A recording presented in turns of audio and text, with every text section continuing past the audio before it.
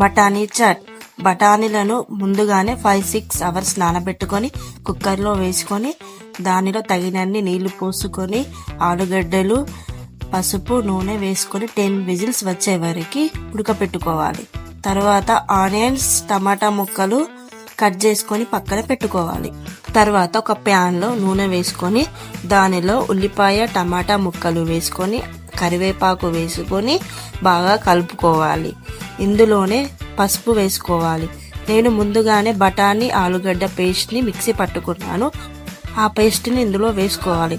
తర్వాత నేను బఠానీలు ఉడకపెట్టుకున్నప్పుడే కొన్ని వాటర్ అండ్ కొన్ని బఠానీలు ఇందులో వేస్తున్నాను. దీనిలో ఉప్పు, కారం, ధనియాల పౌడర్ వేసుకొని బాగా కలుపుకోవాలి.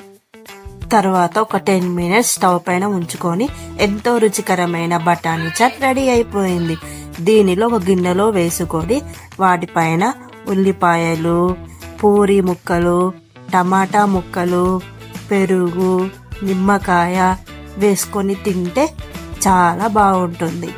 మన హోమ్ స్టైల్ బఠానీ చాట్ రెడీ అయిపోయింది. లైక్ చేయండి, షేర్ చేయండి, సబ్స్క్రైబ్ చేయండి.